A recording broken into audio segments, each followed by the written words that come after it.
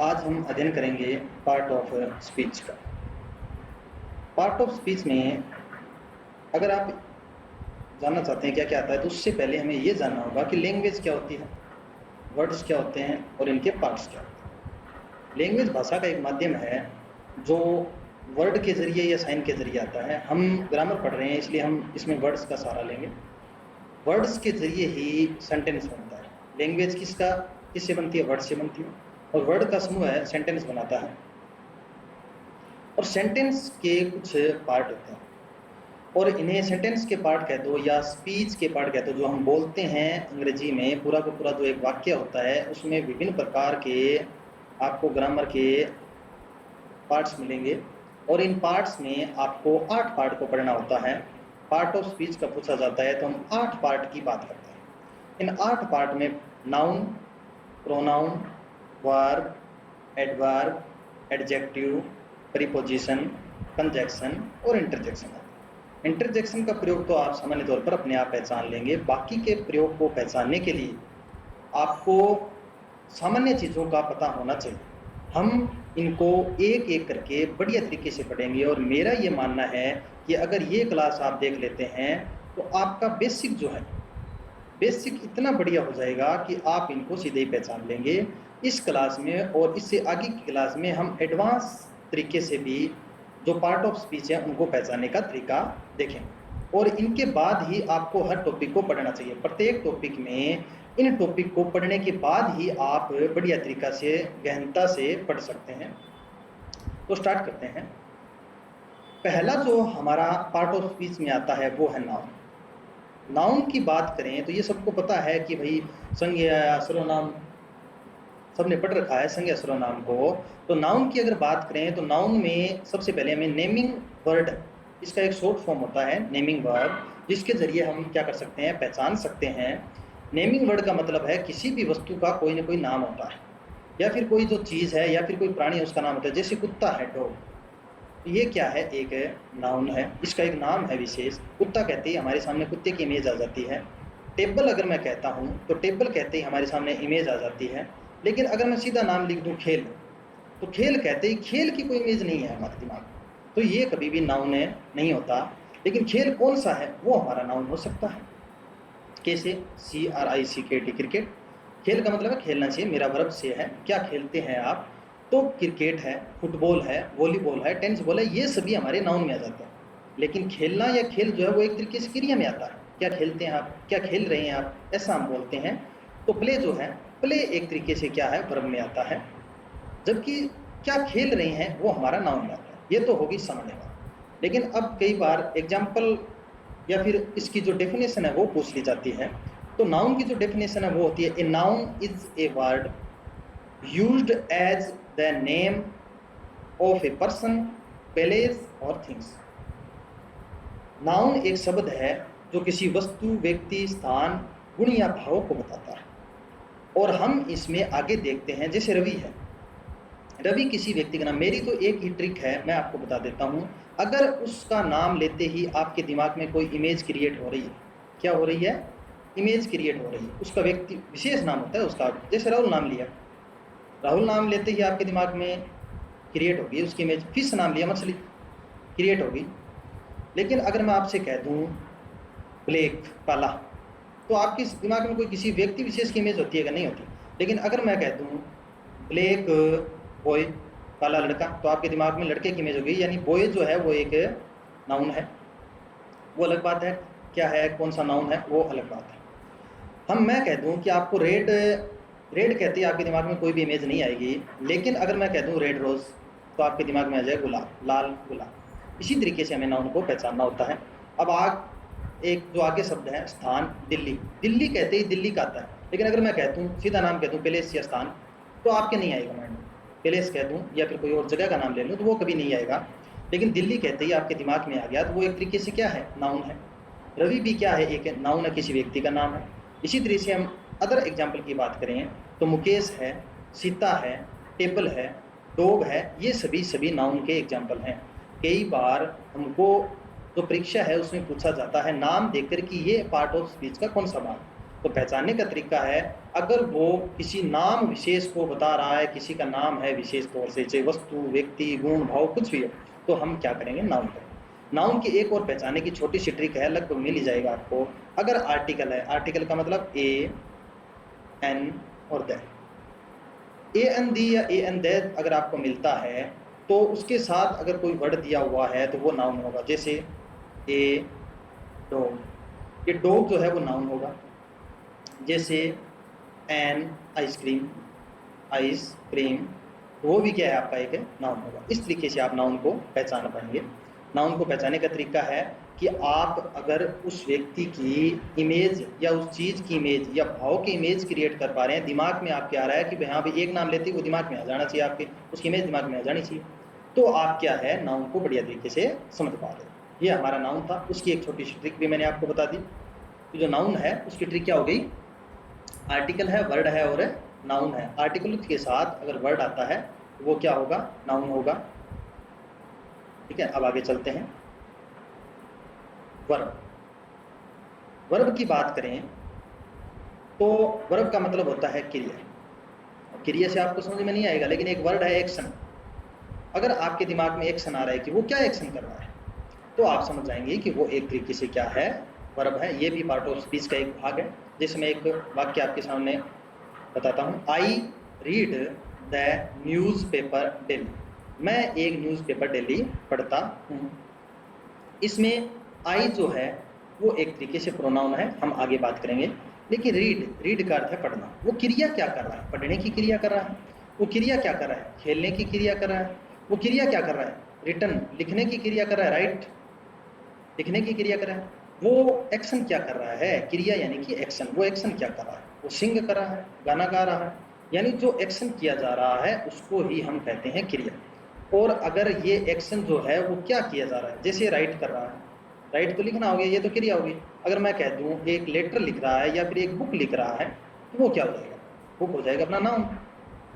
ये आपको मैंने तरीका, बुक का दिमाग में आते ही, बुक का सोचते ही दिमाग में आ जाता है अपने की बुक ऐसी होती है। राइट का करते ही थोड़ा दिमाग में आता है कि राइट, तो राइट तो एक तरीके से एक्शन है, वो तो क्रिया दिमाग में आएगी, तो क्रिया है, एक्शन है।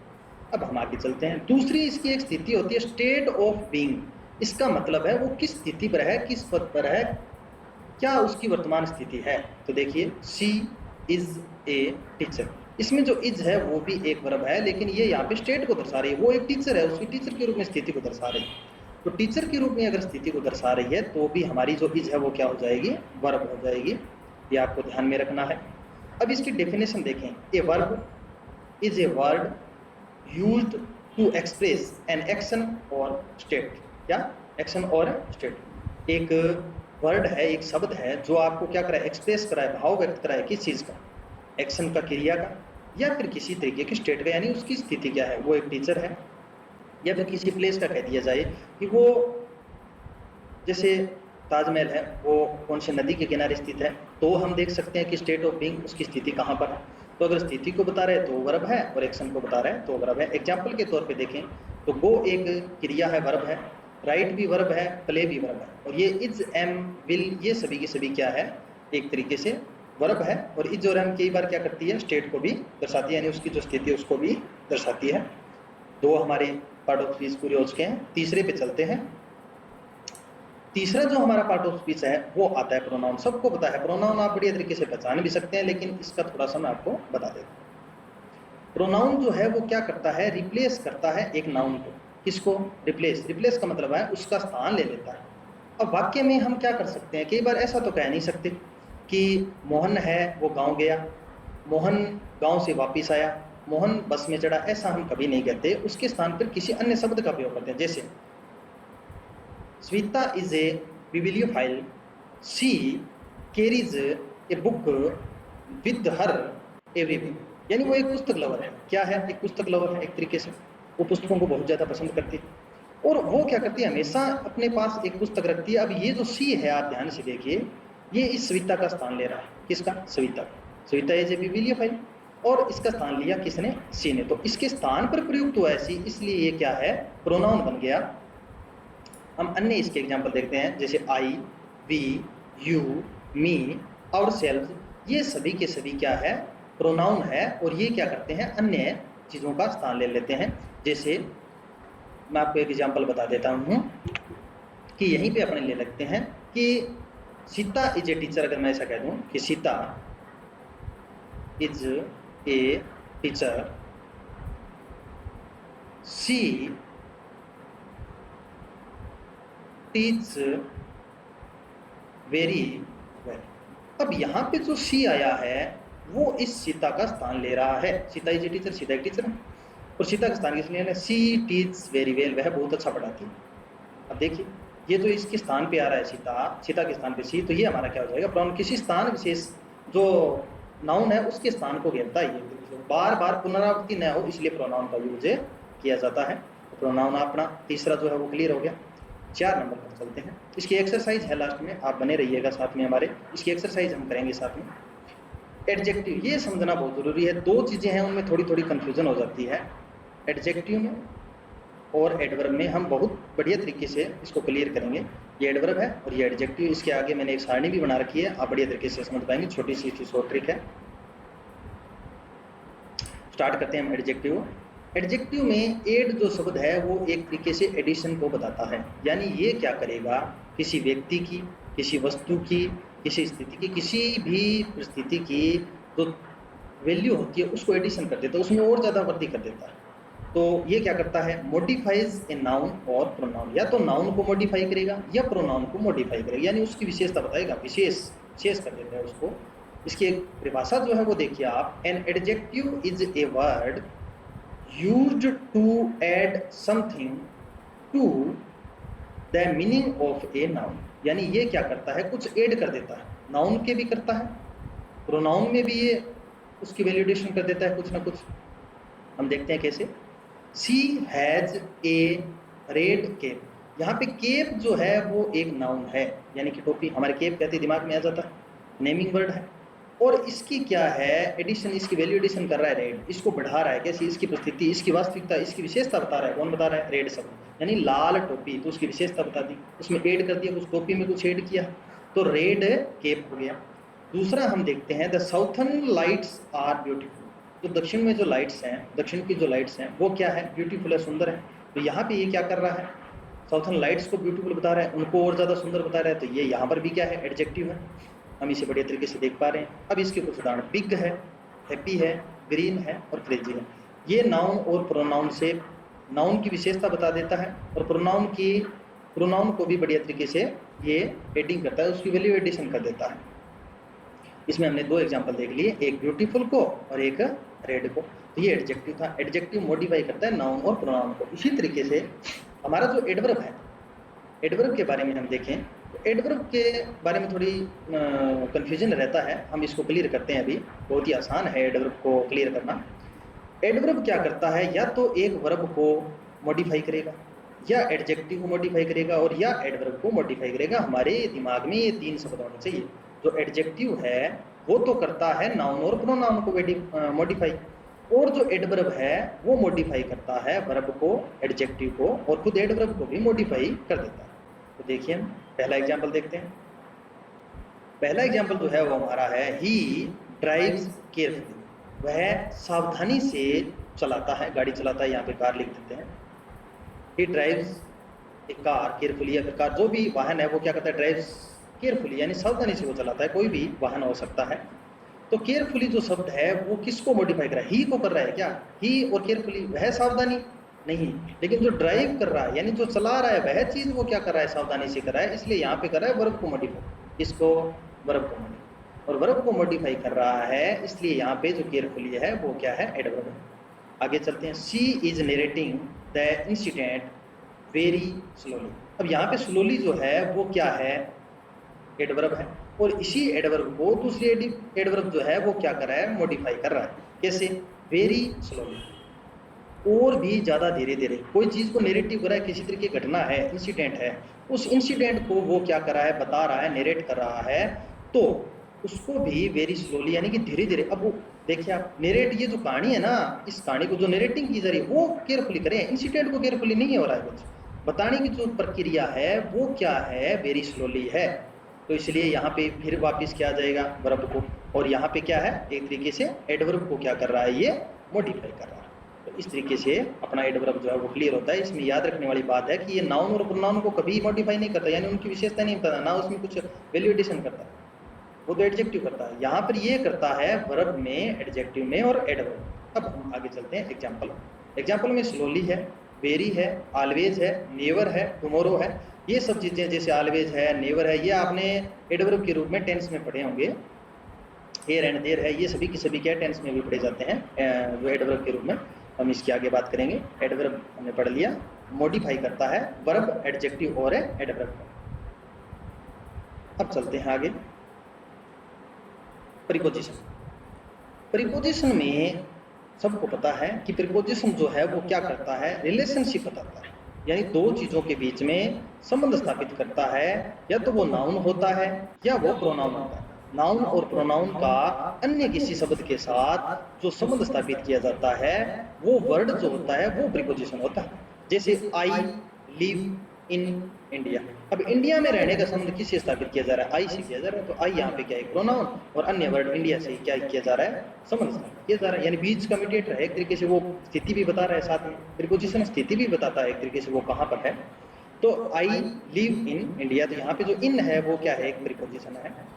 और इसके बाद आप याद रखना, प्रीपोजिशन के बाद आपको 99% कई बार प्रीपोजिशन सीधी लास्ट में दे दी जाती है, जो ये क्या करती है, नाउन का रूप होती है। लेकिन इन जो है वो प्रीपोजिशन है उसके बाद, या फिर अन्य जो भी प्रीपोजिशन है उसके बाद हमेशा क्या होगा, आपको नाउन मिलेगा। क्या मिलेगा, नाउन मिलेगा। देख लीजिए आप, there is a box under the table. अब देखिए, जो बॉक्स है और जो टेबल है उनके बीच में ये संबंध स्थापित कर रहा है, और ये शब्द है अंडर। और अंडर के बाद में आप देख लीजिए, टेबल जो है वो नाउन आया है, और यहाँ पे दे भी है, वो भी नाउन को बता रहा है क्योंकि आर्टिकल आया। अब देखिए, आई एम फॉन्ड ऑफ, ये जो ऑफ शब्द है वो एक प्रीपोजिशन है, और वो कॉफी से पहले है। कॉफी भी यहाँ पे क्या है, एक नाउन है, और वो संबंध स्थापित कर रहा है किस चीज के साथ, आई के साथ, क्योंकि वो है एक तरीके से शौकीन है। फॉन्ड ऑफ का मतलब होता है शौकीन होना, वो कॉफी का शौकीन है। ये क्या है, प्रीपोजिशन के उदाहरण है। एट, इन, विद, नियर और बिटवीन, ये सभी के सभी प्रीपोजिशन के उदाहरण है। आपको याद रखना है कि प्रीपोजिशन के बाद आपको एक ये है कि उसके बाद क्या मिलेगा, प्रीपोजिशन के बाद मिलेगा आपको नाउन।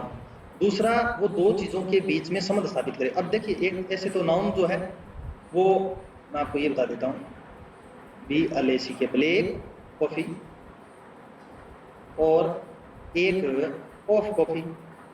अब नाउन तो ब्लैक के बाद भी है, और नाउन जो है वो कॉफी के बाद भी है। तो ब्लैक जो है वो काला, हमें पता है कि ये तो एडजेक्टिव है, और ऑफ जो है वो एक तरीके से प्रीपोजिशन है, इसके बाद भी नाउन है, इसके बाद भी नाउन है। हमें ये थोड़ा ध्यान रखना है।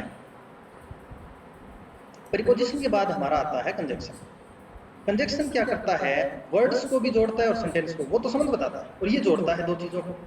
कैसे, देखिए, दो चीजों को जोड़ने के लिए कंजक्शन का इस्तेमाल किया जाता है, चाहे वो वर्ड हो चाहे सेंटेंस हो। यहाँ पे रोहन एंड, अब यहाँ पर जो एंड आया है वो प्रीपोजिशन नहीं है, प्रीपोजिशन थोड़ी है, वो तो दोनों के बीच में संबंध स्थापित करता है। ये तो दोनों को जोड़ रहा है, राहुल एंड साहिल।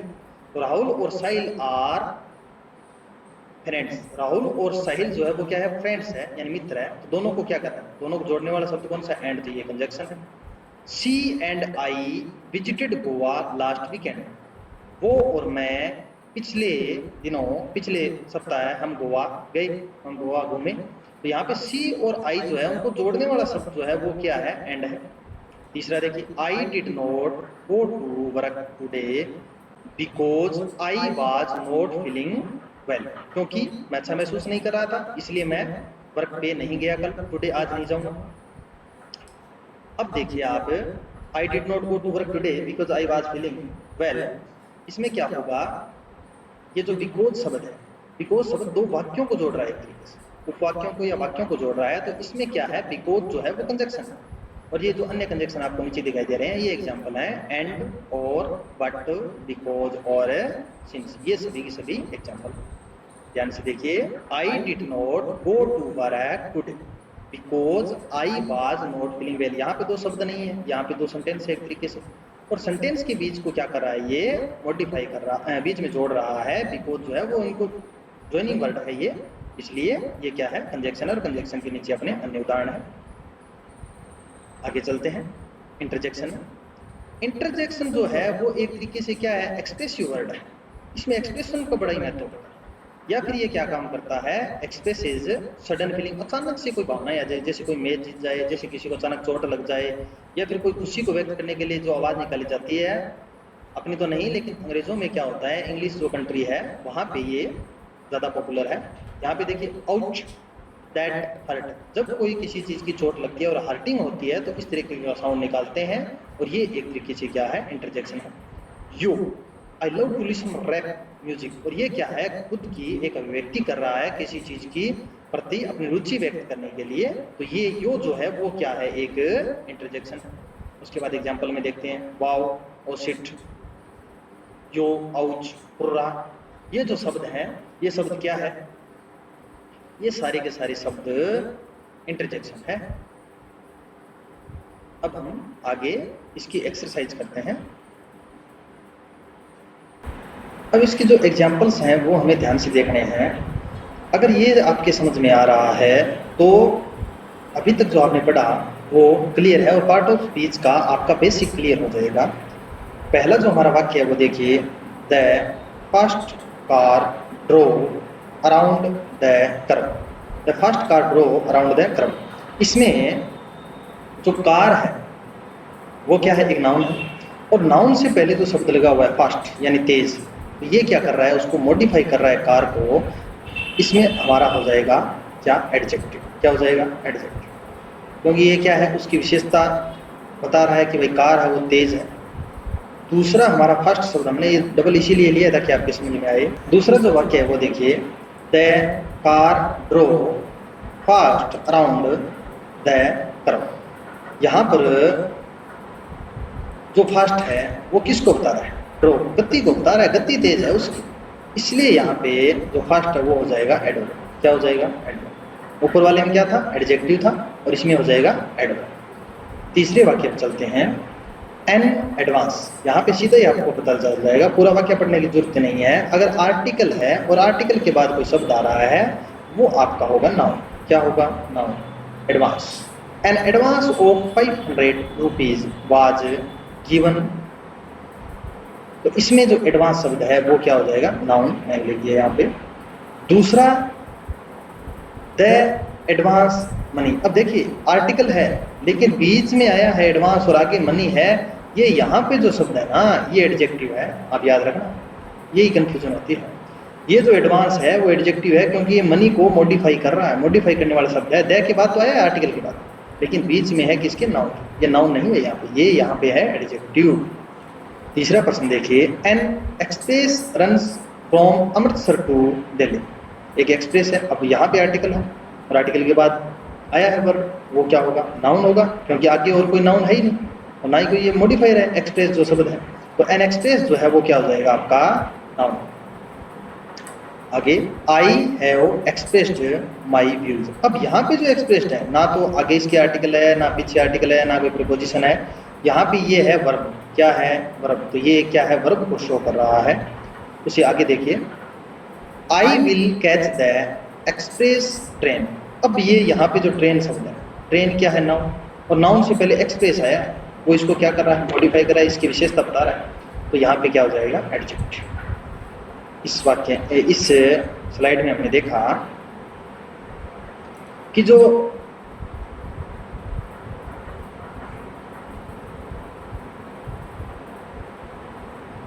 फर्स्ट शब्द है, जो फर्स्ट शब्द है वो यहाँ पे तो था एडजेक्टिव, और यहाँ पे आती ये हो गया एडवर्ब। क्या हो गया, एडवर्ब। इसमें यहाँ पे एडवांस जो है वो नाउन था, और यहाँ पे जो एडवांस है वो एडजेक्टिव हो गया। यहाँ पे एक्सप्रेस जो है वो नाउन था, और यहाँ पे एक्सप्रेस्ड जो है वो क्या हो गया, वर्ब हो गया। यहाँ पे एक्सप्रेस क्या हो गया, एडजेक्टिव हो गया। यानी शब्द जो है वो ही है, लेकिन इसका स्थान और इसका जो प्रयोग है उसके अनुसार हमें पार्ट ऑफ स्पीच उसका चेंज होता जाता है, ये पता चलता है। अब हम आगे चलते हैं। ये दो वाक्य देखिए, वर्क्स का हमने 2 बार प्रयोग किया है। She works for a multinational company. वो मल्टीनेशनल कंपनी के लिए काम करती है। तो यहाँ पे जो वर्क है वो कार्य करना, एक्शन है एक तरीके से, ये क्या हो जाएगा, वर्क। जबकि यहाँ पे देखिए सर्वोल वर्क्स, यानी कि एक सर्वोल एक चीज तरीके से प्रयोग किया जाता है। एक आर्ट था बहुत बड़ा बिल्ली का, और उसका एक तरीके से उसको वृक्ष के रूप में, बहुत बड़े वृक्ष जो हैं of art are stolen from that town museum yesterday. तो यहाँ पे जो सेर्वल है उसके बाद जो वृक्ष आया है वो एक तरीके से क्या है, नाउन है। क्या है, नाउन है।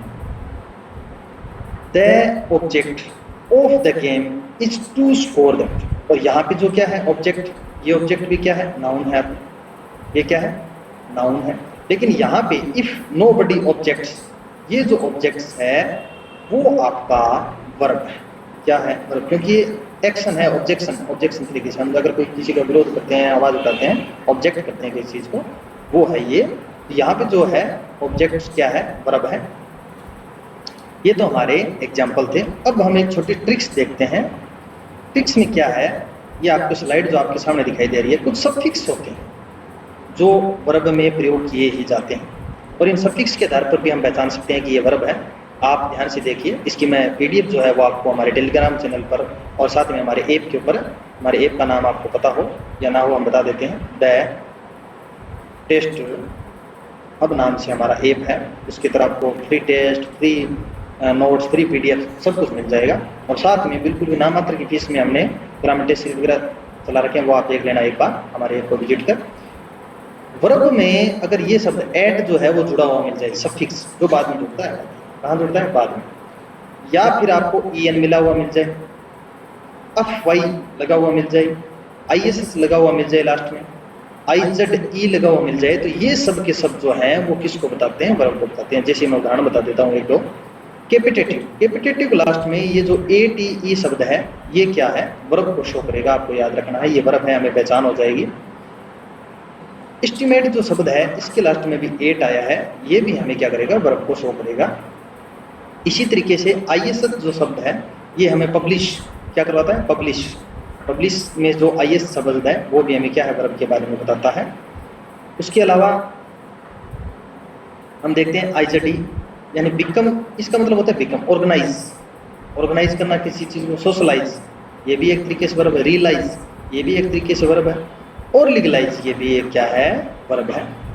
सफिक्स में सफिक्स जो है वो अफवाई लग जाए और उसका अर्थ मेक निकले, तो जैसे रेक्टिफाई, ग्लोरीफाई, एम्पलीफाई, किसी चीज़ को रेक्टिफाई करना, ग्लोरीफाई करना, न्यूलीफाई करना, सिंप्लीफाई करना, उसको बना देना, तो क्या हो जाएगा, वर्ब को शो करेगा। EN में देखिए सॉफ्टन है, ब्रोडेन है और फ्राइटेन है, ये जो सारे सारे ऑकन है, ये जो सारे सारे शब्द हैं वो हमारे क्या बताते हैं, वर्ब सफिक्स को बताते हैं। अब हम आगे भी क्या है बहुत सी चीज़ें उसको सीख सकते हैं, ये हम आगे वाली क्लास में देखेंगे। और आज की क्लास हम यहीं पर समाप्त करते हैं।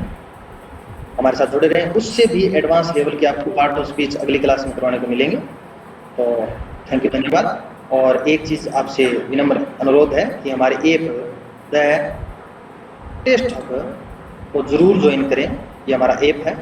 और इस ऐप में आपको फ्री पीडीएफ, इस स्लाइड की फ्री पीडीएफ मिलेगी, फ्री इसका टेस्ट बाद में जब ये टॉपिक पूरा हो जाएगा, इसका एक टॉपिक अपलोड करेंगे उसकी फ्री टेस्ट मिलेगा। और हमारे टेलीग्राम चैनल को भी ज्वाइन कीजिए, द टेस्ट हब नाम से हमारा टेलीग्राम चैनल ज्वाइन कीजिए। थैंक यू, धन्यवाद।